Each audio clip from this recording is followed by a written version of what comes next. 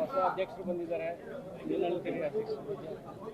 ತುಂಬ ಆಕ್ಟಿವ್ ಅವ್ರು. ನಾನು ಮುಂಚೆಯಿಂದನೂ ನೋಡಿದ್ದೀನಿ, ಪಕ್ಷ ಸಂಘಟನೆ ಮಾಡ್ತಾ ಇದ್ದನ್ನು ನೋಡಿದ್ದೀನಿ. ತುಂಬ ಆಕ್ಟಿವ್, ನೇರ, ನಿಷ್ಠುರವಂತವಾದಿ.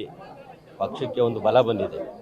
ನಾವೇನೀಗ ಡಿ ಕೆ ಶಿವಕುಮಾರ್ ಸಾಹೇಬರು ಕಳೆದ 6 ವರ್ಷದಿಂದ ಸಂಘಟನೆ ಮಾಡಿದ್ರಲ್ಲ, ಆ ಒಂದು ಶಕ್ತಿ ಮತ್ತಷ್ಟು ದ್ವಿಗುಣ ಆಗ ಒಂದು ಸಂದರ್ಭ ಬಂದಿದೆ. ನಿಜವಾಗ್ಲೂ ನಿನ್ನೆ ಏನು ಸಂಭ್ರಮಾಚರಣೆ ಮಾಡಿದ್ವಿ, ಡಿ ಕೆ ಶಿವಕುಮಾರ್ ಸಾಹೇಬರು ಮುಖ್ಯಮಂತ್ರಿಯಾಗಿ ಸಂಭ್ರಮಾಚರಣೆಯಲ್ಲಿ ಇದ್ವಿ, ತಾವೆಲ್ಲ ಕೇಳಿದ್ರೆ ಖುಷಿಯಾಗಿದೆ ಅಂತ. ಅಷ್ಟೇ ಖುಷಿ ಇವತ್ತು ಸಹ ಆಗಿದೆ.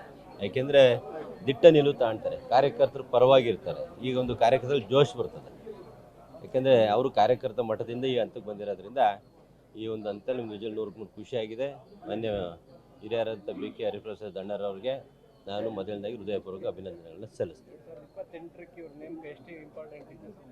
Very important. KPCC ಅಧ್ಯಕ್ಷ ನಮಗೆ ಮುಖ್ಯ. ಹಂಗಾಗಿ ಇವರ ನೇಮಕಾತಿ ಭಾಳಷ್ಟು ಇಂಪಾರ್ಟೆನ್ಸ್ ಇದೆ. ಜೊತೆಗೆ ಏನು ಒಂದು ಶಕ್ತಿ ನಾವು ನಿರೀಕ್ಷೆಯಲ್ಲಿದ್ವಿ, ಯಾರನ್ನು ಮಾಡ್ತಾರೆ ನಿರೀಕ್ಷೆಯಲ್ಲಿದ್ವಿ, ಒಂದು ಉತ್ತಮವಾದ ಒಂದು ಆಯ್ಕೆನೇ ಹೈಕಮಾಂಡ್ ಮಾಡಿದೆ.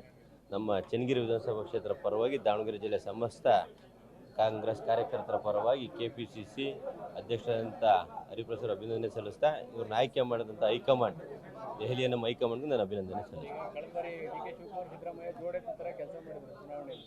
ಈಗ D K Shivakumar Hariprasad combination ಹೆಂಗೆ ನೋಡ್ತೀರಾ ನೀವು? ಈಗ ಮತ್ತೊಮ್ಮೆ ಜೋಡೆತ್ತು. ಈಗ ಜೋಡೆತ್ತು ಜೊತೆಗೆ ಹಿರಿಯರ ಆಶೀರ್ವಾದ. ಯಾಕೆಂದರೆ CWC ಕಮಿಟಿಗೆ ನಮ್ಮ ಸಿದ್ದರಾಮಯ್ಯ ಸಾಹೇಬರು ಮಾಜಿ ಮುಖ್ಯಮಂತ್ರಿಗಳನ್ನ ಹಾಕಿದ್ದಾರೆ. ಅದೊಂದು ಕಡೆ ಶಕ್ತಿ. ಒಂದು ಕಡೆ ಮುಖ್ಯಮಂತ್ರಿಗಳಾದಂಥ ಡಿ ಕೆ ಶಿವಕುಮಾರ್ ಅವ್ರ ಶಕ್ತಿ, ಇನ್ನೊಂದು ಕಡೆ ಮಾನ್ಯ KPCC ಅಧ್ಯಕ್ಷ ಹರಿಪ್ರಸಾದ್ ಅವ್ರ ಶಕ್ತಿ. ಇದೆಲ್ಲದ್ರ ಜೊತೆ ಕಾಂಬಿನೇಷನ್ ಅನ್ನಂಗೆ ಉಪಮುಖ್ಯಮಂತ್ರಿಗಳಾದಂಥ ಪರಮೇಶ್ವರ್ ಅವ್ರನ್ನೂ ಸೇರಿಸಿದ್ದಾರೆ. ನಿಜವಾಗ್ಲೂ ಪಕ್ಷ 2028ರಿಂದ ಮತ್ತೊಮ್ಮೆ ಅಧಿಕಾರಕ್ಕೆ ಹೋದ ಸರಿಗಿಂತ ಜಾಸ್ತಿ ಸೀಟಲ್ಲಿ ಬರುತ್ತೆ ಅನ್ನೋದು ನನಗೆ ಭಾಳಷ್ಟು ಆಸೆ ಆಗ್ತಾ ಇದೆ.